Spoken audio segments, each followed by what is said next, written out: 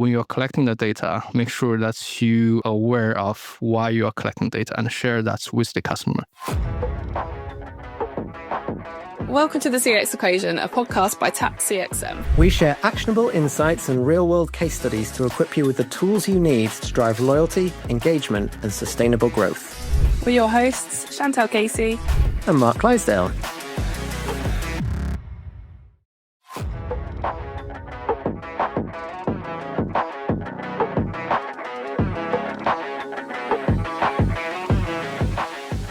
On today's special episode of the CX Equation, we're delighted to have two guests with us. We welcome Zeke Wu, Global CRM Program Manager at Nissan Motor Corporation, and Aswin Peter, Senior Product Lead for Customer Experience and Product Strategy. Zeke is a senior leader specialised in AI-powered sales and customer strategy with extensive experience across automotive, aviation and consulting. He currently works at Nissan, where he's leading AI-driven CRM programs and global customer strategy. Zeke's work blends data science, predictive models, and customer insights to enhance both customer acquisition and long-term value. Aswin brings a wealth of experience in product management and customer experience across the energy and utilities industry. Currently, he's leading the open banking strategy and spearhead initiatives at improving energy services for residential customers. So Aswin's a member of the Perplexity AI Business Fellowship as well. So we're about to have a really interesting AI chat. With Zeke and Aswin, we're going to explore how AI and data-driven insights are powering innovation in customer experiences, the challenges of implementing AI-powered strategies, and the tangible outcomes these technologies deliver. Let's get into it. Welcome to the podcast, Zeke and Aswin. Thank you very much for inviting us.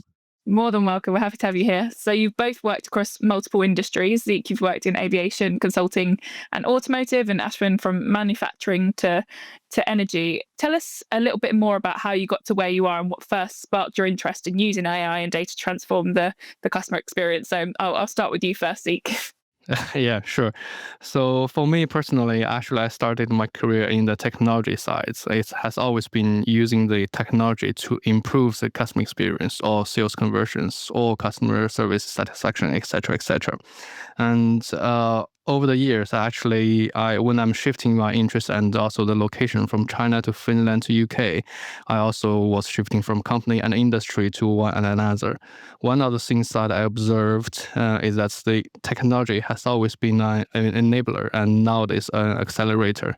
Previously, it's just called digital transformation, or even previous than that, it's called IT, and then digital transformation, and now AI.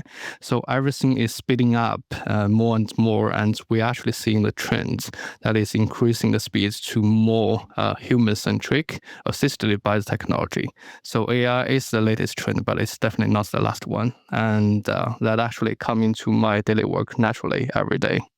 Nice. And how about you, Aswin? Yeah, so I started with technology consulting. So again, the good thing about consulting is like you get to work with different customers, different clients, different industries. So you kind of get start seeing patterns, what problems they are facing, and that's what excited me. Seeing that there are common patterns across the industries, and there is a way you can solve it. And again, as Zeke said, technology is always an enabler. It's not the end goal. So we always need to start from problem. What is the problem first, and then approach it backwards. So that's been my motto. So I've always looked at what customer problems are, what problem are we solving. Is the problem worth solving? So I think that's how it started. And eventually I moved on to predominantly to energy and utilities industry. That's where I've been for past almost close to a decade.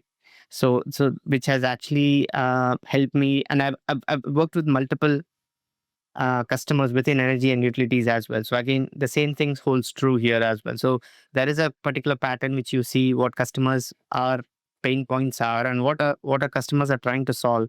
And again, AI is it's like any other technology. It's an enabler per se, but you should never go with AI first. It should always be problem first, and that's how I've looked at it.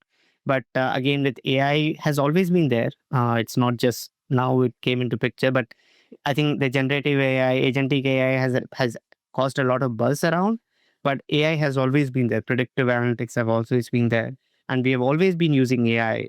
But again, it's more, you can see AI, you can play with AI. Earlier, it used to be like a black box where people used to run algorithms and you used to see the output. So that's the difference. But I think what has changed is how it can impact the customer experience directly rather than a backend model which runs and gives you some output. So I think that's interesting, and how it's heading forward is, I think, something which I'm really excited to see how it will evolve customer experience going forward. So that's, I think that takes us straight into our first question then, really, which is how is AI actually impacting customer experiences in your industries right now? So Aswin, can you tell us a little bit about what you're seeing AI doing in the energy sector? Absolutely. So the way I see the maximum impact into three practical areas. So the first area is essentially your self-service that actually resolves the issues, not deflects it. So customers today want their issues resolved as soon as possible. They don't care what you employ, you use AI models in the back end, but essentially they want their issues to be resolved. And today, if they want to get their issue resolved, they don't want to pick up a phone, hold on for 45 minutes, and the agent then tries to investigate what the issue is and tries to deflect. That's not an experience what they want. So they want things to be done through self-service manners, and enabling that, I think AI is playing a great part into it. And again, another thing which I want to say is that customers don't want just an FAQs. They want something which they can interact and which can actually understand what their issue is, not any generic FAQs out there. That's first area. Second area is, again, agent augmentation. I think this is a very crucial area. Today, our agents struggle a lot because when a customer calls, they don't have a background of what the customer is calling about. So they have to start from scratch, understand what the problem is. Just imagine a world where AI can actually summarize the customer situation in front of the agent, and they write on, okay, I see this is all the issue. Your payment didn't go through last time. What happened? Right from there. And it's tailored and personalized to the customer. I think that's a game changer, and that really enables both customer experience and also helps the agent to resolve the issues and have a meaningful conversation. And I think the last is the way I look at it is like proactive service. Customers today do not want to wait. They want us to understand them and reach out to them, tailored to their needs, rather than just bombarding them with anything which is not relevant to them. So I think these are the three main areas. And holistically, the way I look at it is that customer journeys are transforming into intelligent journeys. So what I mean by that is that where experimentation should be adopted across how the customer journey goes through. So earlier we have a predefined customer journey. Customer clicks on this, he moves to the next. With the introduction of agentic AI, those journeys might look different. And I think we need to understand how that difference transformation is going to happen in the customer experience world. And I think that's going to be pretty crucial and exciting, like how things are shifting. And is that similar to what you're experiencing, Zeke, or is automotive completely different? Well, it's nothing new, or it's not completely different. It's actually quite similar. First of all, I think Aswin summarized it very good. That's there are actually three types of AI. The traditional AI, machine learning, that's happening in the industry for many years. Then the second one is the Gen AI, and then the third one is agentic AI. So for the traditional AI, and most of them are running in the background and offering the insights and helping the companies to make decisions, improving the efficiencies, and all of that actually reflects back to the customer experience that the company can offer. So it's not straightforward. On the other hand, actually the this kind of new trend of AI, Gen AI and agentic AI, is actually helping the traditional AI to gain more strategic investment into it, and that's accelerating how the AI actually is helping the customer, improving customer experience in this phase.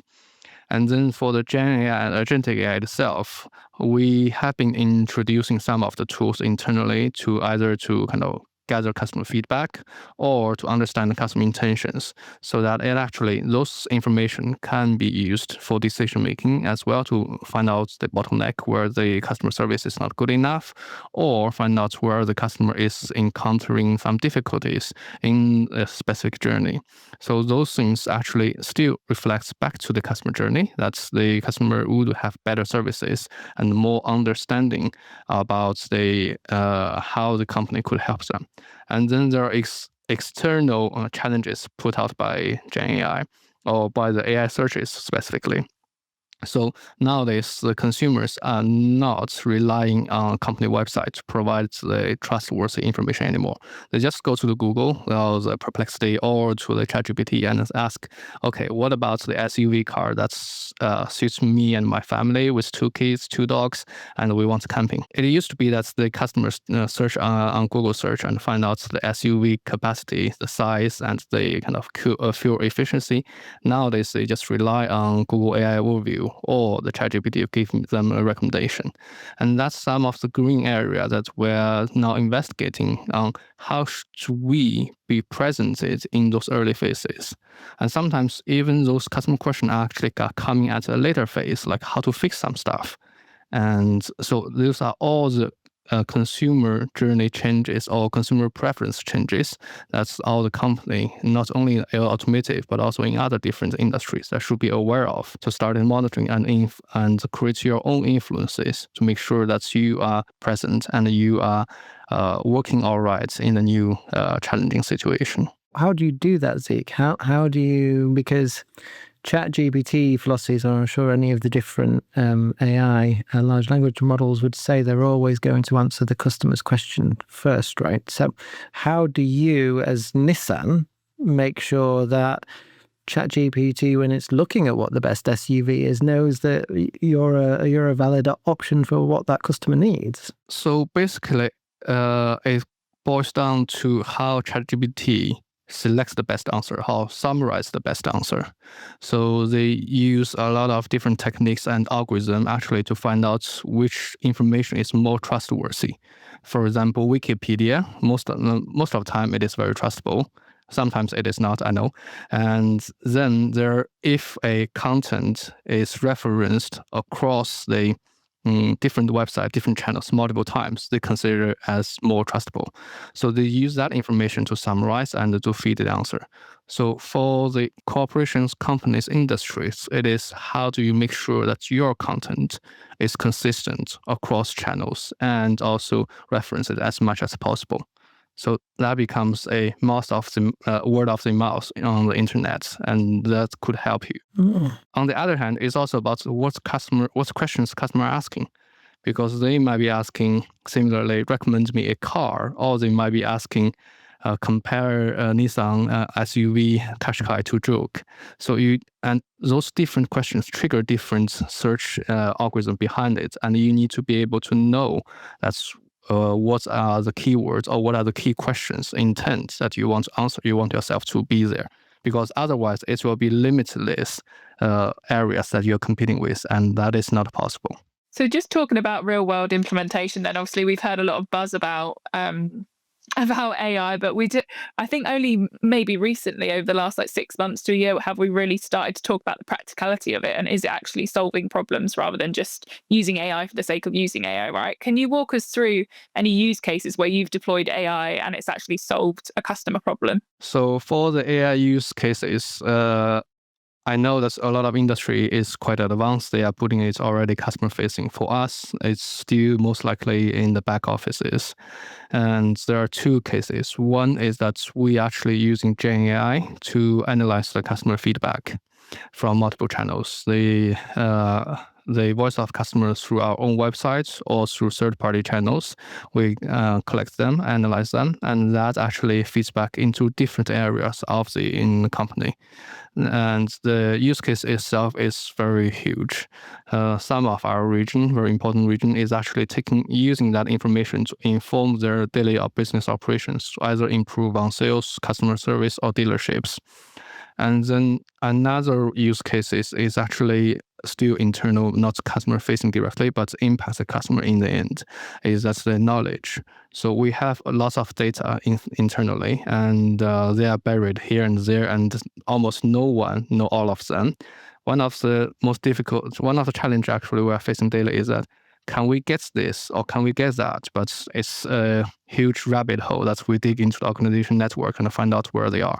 So one of the things that we are trying now is to feed that into AI. Of course, there are security and governance concerns, but once that one is ready, that AI is actually a super agent that could help us to find all the insights we need. And Aswin, is there any that you can talk us through, and any challenges that you hit during that implementation as well? Absolutely. No, again, when it comes to energy and utilities industry, we are a highly regulated industry. So, and these new AI models, whatever you see, these all are non-deterministic systems.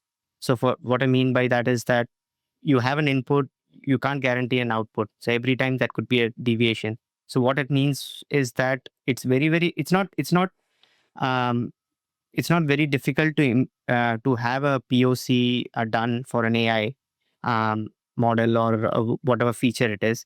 But the problem comes when you try to scale it, and if you don't have a proper evaluation in place to ensure that what you're getting is accurate or that's how it's supposed to be. So I think those two areas are very crucial, and especially in energy and utilities where we are highly regulated. If something goes south, the repercussions are too heavy to handle. So we take a very cautious approach towards AI. And but however, having said that, AI can actually elevate customer experience in multiple areas. And again, I look at it as an enabler. It's not a replacement for human thinking or decision making, and makes it much more streamlined and helps customers overall. So a couple of things which comes to my mind is earlier when I used to work in a manufacturing firm where we used to provide products to the forecourt, so essentially a petrol station.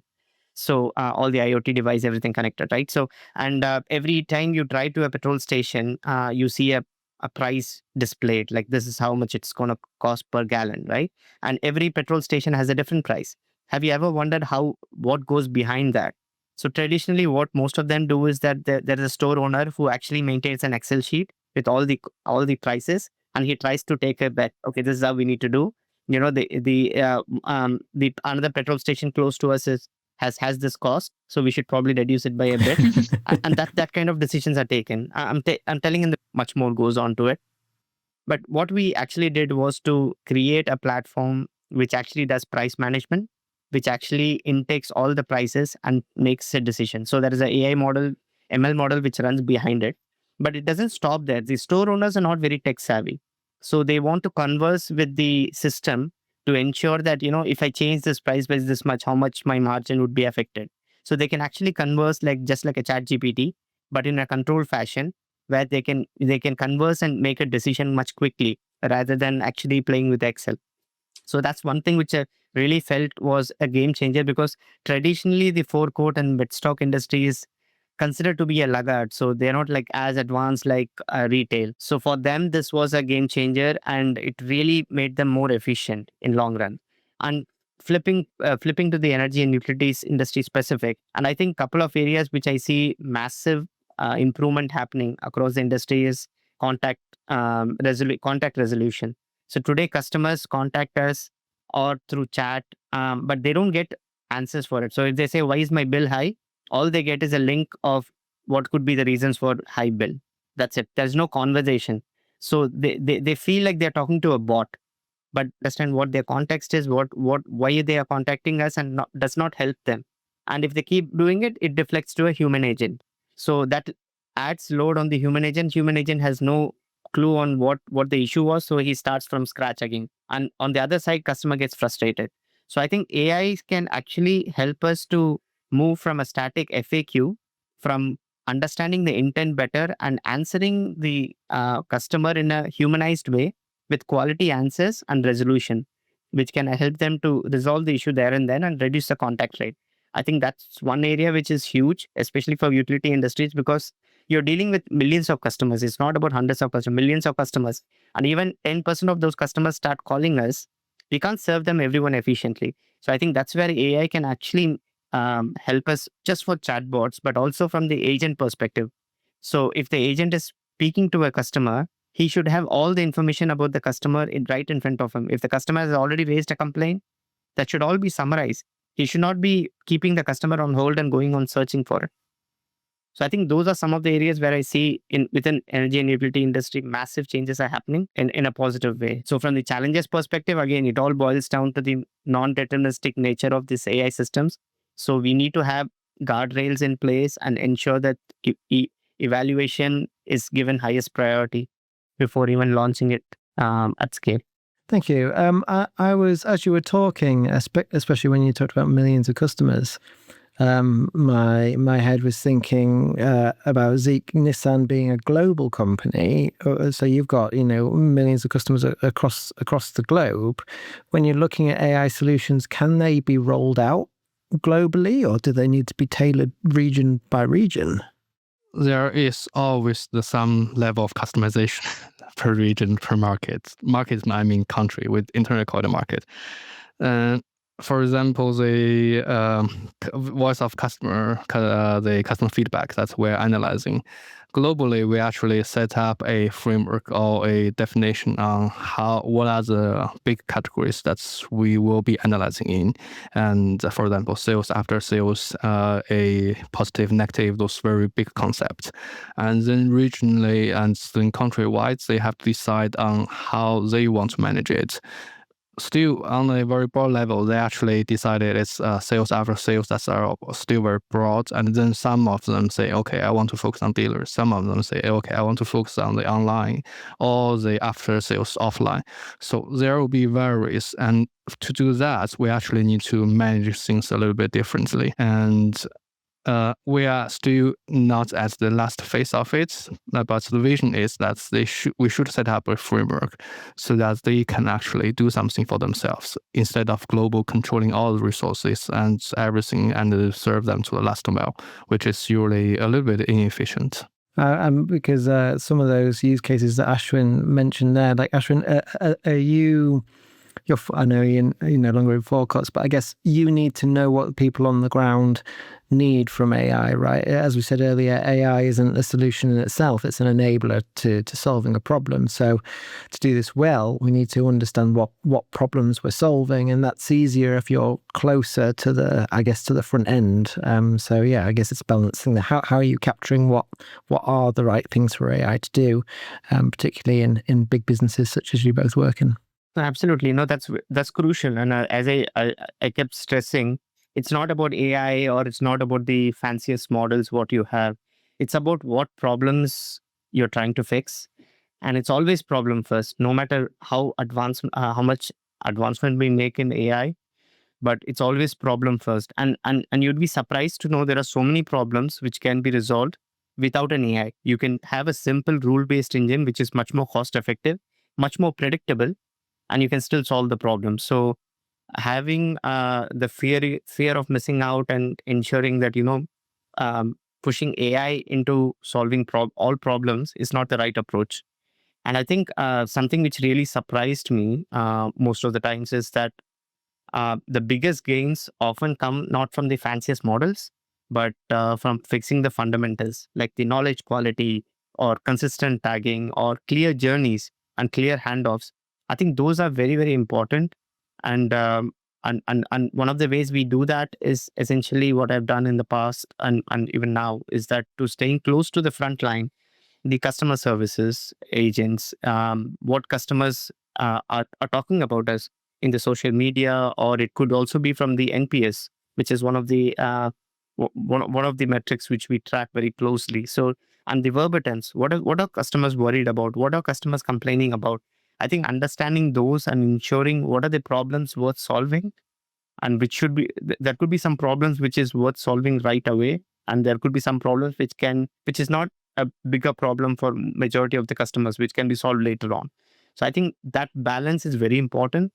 So spending more time on the problem space before even jumping to solution space is crucial.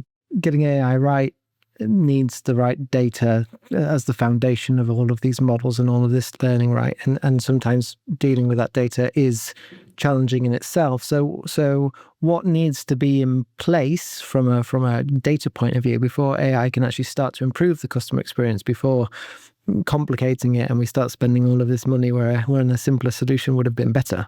I can go first on this question. So there is an interesting thing. It's a very common question that everyone asks and wanting to be there for the data ready. And so first of all, I think data, of course, is the most important factor to feed into AI so that we can use it. And in the ideal world, there will be no silo data, everything connected. And that actually brings the first challenge. People ask for it because it's not there. And then the knowledge of the the knowledge of the data, and then what does it mean and how it is collected, how trustworthy it is, and also the volume of it, the quality of it. Those are all questions that need to be solved. On the other hand, the tricky part is you can invest millions, billions of money into AI, into data, and make it perfect. However, it doesn't generate outcome or results back in unless you start to utilize it. So the hard truth of it is start now utilizing whatever data you have and start to work on some use cases, as Aswin said. Start with some business cases that actually is worth solving and see what it got from you. And nowadays, the technology is good enough to solve most of the cases, and you already get a place where it can generate some business value instead of say, okay, I want to build a perfect solution. And to do that, I need to get the data integrated, data pipeline built, and also the governance goes through security. Of course, security is important, security approved, and some of it is just okay, use the 50% of data to solve 30% of the problems, then you're already there. You get 30% investment. And those technologies and current with the traditional machine learning, or if it's small volume, use the Gen AI or agentic AI, the cost is not that huge. It will already help you. So actually, I see current landscape is that we will be moving to a stage where we have multiple different AI tools until we are mature enough in one AI platform to solve everything, which is unlikely, or the infrastructure of data is accumulatedly happened, developed very well, and then we can connect everything together. But before that, it will be like the booming of the internet, booming of the digitalization, that we have multiple tools, and then everyone will have a hard time of governing it. But that will be the happy days. I see you nodding, Aswin. Do you agree? Yeah, no, I absolutely echo the thought. It's going to be crucial, and I think we all have those challenges. So data is siloed, data in legacy systems in different format, and I think beyond all that, it is important that we a lot is going to change over the coming years, and but I think the fundamental quality of the data is very important. And beyond everything, I think what problem are we solving, and based on that, get started with a POC with whatever you have. You will never have perfect data in an ideal world. So that's only true in an ideal world, but we don't live in an ideal world. So I think we need to get started with a small POC, pick up a particular use case and try to do it, and then iterate, and not treat all these AI programs as a project. They should be treated like a product, and they should be iterated. So we need to keep iterating it and ensuring that we have proper guardrails in place and evals in place to ensure what we are building really makes sense and is adding value. Cool. Just on the topic of data then, so and sort of drawing it back to the customer experience, I think as consumers, we're becoming increasingly aware of how our data is being used. Right, and we value transparency from brands on how it's being used. How do you build trust and transparency around AI in customer interactions? I think when it comes to AI, customers are still very skeptical about it, and especially in energy and utilities industry, when you're looking at multiple segment of customers. There are some customers who are Gen Zs who are fine with it. There are some customers who are elderly customers who don't even trust digital technology. So forget about AI. So it is very, very crucial as a brand, anyone who's operating in energy and utilities industry to ensure trust is built with the customer, because once they lose trust with you, they will never trust you back. So it is important that you let them know what kind of data you are using, if you're getting their data, and also ensure that they are aware that if they're talking to a system and it's an AI bot, they understand, or they should be told that this is an AI bot, not a human. So having that transparency in every segment of your operation or customer journey is very crucial, and that is something which I think all the big six companies in the energy and utilities industry are ensuring that is being taken care of, because ultimately it's about customer experience, and if there is no trust and safety in what you're doing, then you would not get the desired outcome. Yeah. totally agree with Aswin's point, actually. I worked on a global chatbot solution before for airline industry. And one of the key things that we notice is you have to let the customer know it's AI bot. Because it actually was quite a few years back, and then it is not a hot topic yet, and people are confusing, like thinking, why is this human looping back all the time instead of just solve my questions? That's the limitation of AI bot at that time, and they actually started to feel, I don't even trust this company anymore. So that's the lesson learned. Make sure that it's clear that's to the customer who they are served with and who is serving them, and also what is expected, and also gives them a clear alternative if they want a human agent. Nowadays, I still see a lot of companies are trying to keep the customer in their chat circle with the AI bots, and then consumers just feel frustrated and then they leave, and then the company board asking them, okay, why is our utilization not that great? That's basically a no-brainer. Another one is actually about when you're collecting the data, make sure that you are aware of why you are collecting data and share that with the customer. There was recently a survey sent to me asking me about, I think it's a survey at a national scale, about like my life situations, and then about income level, and then some very personal information. I trust it has a good intention. On the other hand, those information was not available when I'm starting the survey. So I feel this is a little bit too aggressive, and I don't want to share the information I have, our personal information, with something that I don't know how it will be used, how it will be stored, let alone cybersecurity issues. I don't even know whether that company can maintain my information well. So all of those things, when you're collecting data, you actually need to ensure the customer 100% or 120% that it is okay, safe use, safe storage, and no cage. Otherwise, the consumer would say, no, sorry, I don't like it. I was wondering, when you were talking, Aswin, because you said about the benefits of AI in making that experience with an agent, I mean, a human person in the call center, better, and you're saying about different customers' trust levels. So are you in a situation now where you could almost know that this customer contacting, it'll be fine for an AI chatbot to answer their queries because they're younger, they trust it, whatever it is about them that we're using, whereas other customers, do you know what, let's not even try and get AI to answer that question, let's get them straight through to a human and almost match them to the best agent for them, given what their query might be. So I think no, that's a good question, Mark. So again, we don't want to. A lot of time, customers do not understand how much their experience can be elevated using AI. And at the end of the day, customer wants their issue to be resolved, or they need to get help seamlessly. It's not about what technology we use, so they don't really care about it. But again, we need to be explicit what we are using, but we don't segment customers, or I don't think any of the big six does that in the energy and utilities industry. But what is important is the handoff. If the customer says, no, I want to talk to an agent, you should not keep persisting saying that, no, I'll try to solve. There should be a seamless handoff where it is required, or there could be issues which the bot cannot answer, bot cannot help you. In that case, we need to identify the intent and seamlessly transfer to an agent. So I think that balance needs to be maintained. So I never said that it's going to be all AI and there will be no humans involved. It's a combination of both, which is the winning formula of customer experience. That's how I look at it. Yeah, I guess as a consumer, just to reiterate what you've just said, if I engage with a brand because I have a problem, and I will have a positive experience if they fix the problem. I won't have a positive experience because they fixed the problem and they've used AI, right? Like, I don't care how I've got to that point. So looking ahead to the future, where do you think this is all heading? When we look back in a couple of years' time at this transition, what do you think we'll say about this moment?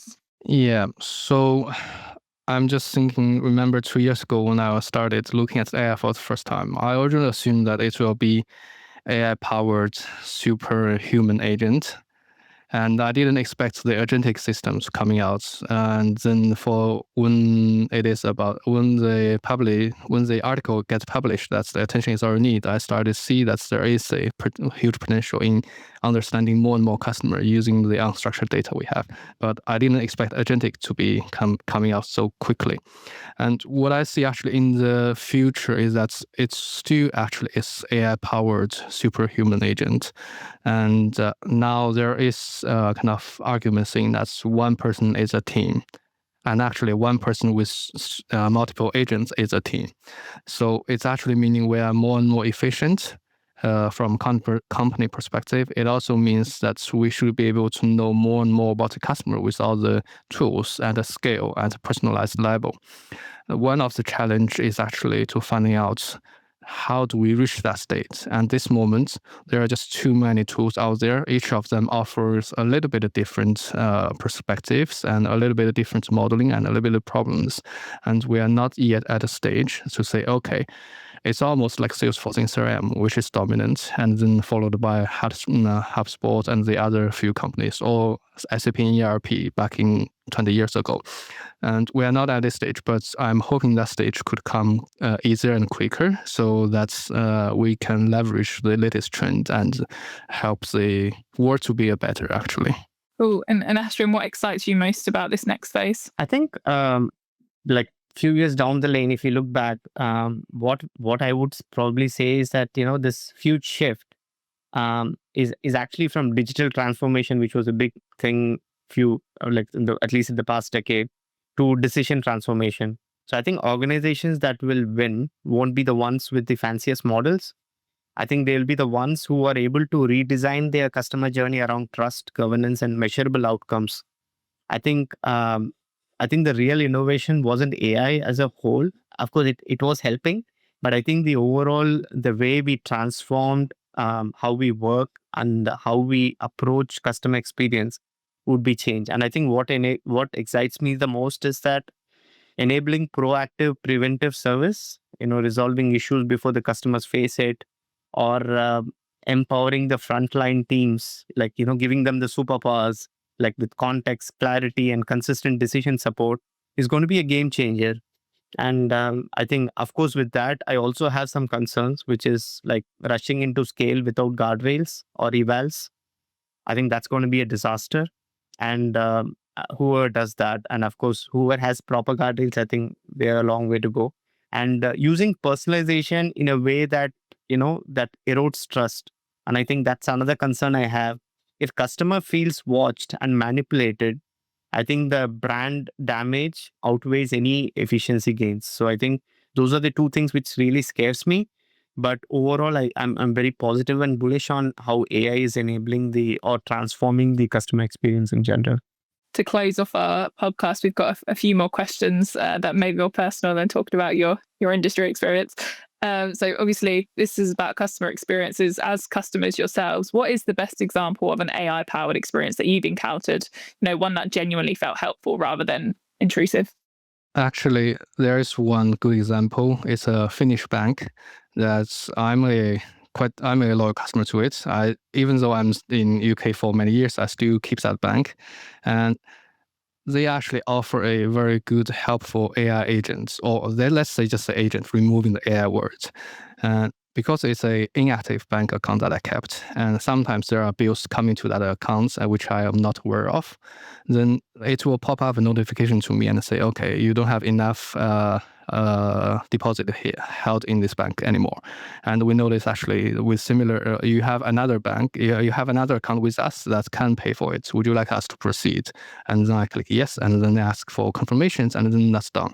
So that is a very smooth business customer experience that I have. In other places, normally you will receive a notification say, okay, you don't have enough bank account, and now you are pay us more, pay us the amount plus interest, and there you go. Start you to go to the bank, log in, and check what this bill is about, and then calculate is this correct or not, and then transfer money and pay. But they actually just manage it within a few clicks. Then off you go. That's all. I don't need to spend more time on it. I don't want actually to waste my time on an inactive account, but they actually keep you satisfied. So I still keep that account, and I guess they're happy as well, as I still have some money over there left. Nice. How about you, Aswin? Yeah, I think it's been interesting. I think one of the examples which I really like was Monzo. So like if you're on a call and trying to open the app, it automatically detects that you're on a call, and it says that we are not calling you. And not only that, it actually helps you manage money in a much better way. So you can actually chat and make tweaks and see how. I think it was kind of a POC which they were running, which I was among the segment, I guess. Now it doesn't exist, but it was pretty cool to see that how much they think about customer experience and what level they go. And I was also part of a beta run for a leading travel website where you can actually go if you want to go for a vacation for like for a week to a particular place. It will actually work with you to understand what your preferences are and will actually give you an itinerary, and it will go a step further to make the complete booking on behalf of you. So I think it is pretty exciting phase, because if you look at it, earlier we used to go search ourselves and choose. Now an AI agent will understand your needs and actually do that decisioning. So there's no search involved, and what Zeke was saying, search is like redefined now with AI, where there's no manual interaction, and it can actually take care of everything, and it's going to do. You do have guardrails and checkpoints, but it was pretty impressive the way they handled it. I think those two things really resonated well with me. I had a good one with Monzo the other day. Just a simple example, but I ordered something before Christmas and it's not arrived, and the company I've ordered from aren't helping me. And I paid for it through Monzo, and so I've had banks help me before. I went onto Monzo, went onto the help. It said, ask me a question. And I said, I haven't received this order from company. Can you help me with this? And the answer, which was AI generated, was so precise. Yes, we can. Go to your account, find the transaction, click on support with this transaction, go down to dispute this, upload these details. But it was so accurate and concise, and I knew exactly what to do. And it was almost as good as, if not better than having someone talk me through it. It was just really great. Push you with a link, click on the link and find it yourself. Yeah, exactly. Yeah. Or having to be on the phone to someone for a long time. I think maybe historically people valued hearing someone's voice on the other end, but because people lead much busier lives now, potentially, we value convenience a lot more. Yeah, totally agree. Actually, in one of the events, and I was discussing with the expert, and he claimed that people prefer to stay on the call because they want the personal connections. So to me, it's a challenging situation. It seems that they are not realizing people are changing. The consumer behavior are changing. So our final question, we ask everyone this. I'll start with you, Zeke. Who has been the greatest professional influence on your career, and what did you learn from them? So one of the good influencers I had in my early career is Marco Lauka. He's the managing director of the Salesforce unit in Accenture in Finland. I spent 2 years there very happily, actually. And on the time that I leave to work for Finnair, and as a manager, he actually told me, I have no issue with, come again. I have no doubts on you becoming a future leader. And the only thing that I would ask you to pay attention to is to develop people around you and beneath you. Not hierarchically, not like kind of like the really beneath, but more kind of organizational hierarchical who reports to you. So develop a person who reports to you and around you, so that when the time comes, when there's more opportunity, you can handle whatever you are at your whatever is on your desk to someone you trust, and they get things delivered. And that's the way for you to move forward. So I keep thinking of that all the time, and that's why that's actually now I'm more kind of open-minded for collaboration, instead of saying this is my area and I don't want to touch it. I'm always, okay, I can help you and you can help me. Let's do that. And I think that's the right way to do the business as well. Absolutely. That's great advice. Yeah, that's great advice. Great leaders empower others, for sure. And Aswin, your greatest professional influence? Yeah, I think the biggest influence for me was from a leader and a mentor early in my career, who pushed me to spend time with the frontline teams, customers, before even writing a product roadmap or before even thinking about building something. So he always used to say, always see, at the end of the day, you're trying to solve a problem, and you need to understand and be in the problem space enough so that you're doing the right thing.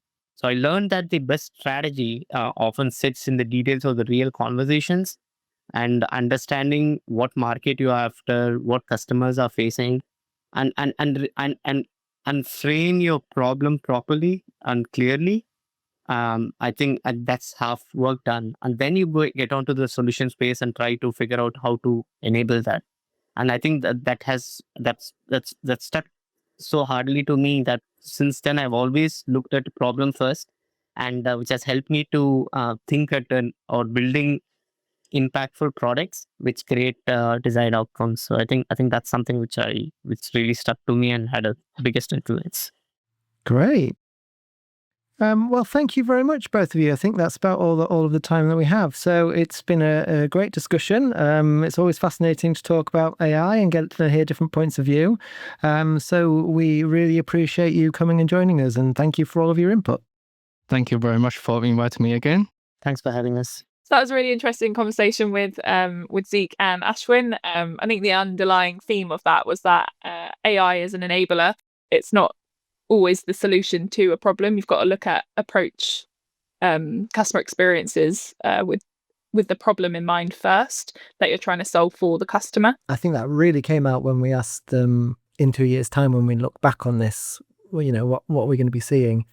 And neither of them talked about AI replacing what we do, or AI doing doing roles that people are doing today. They both talked about AI augmenting people. So I think Zeke said, it's about superhuman interactions. It will be a person with a team of agents.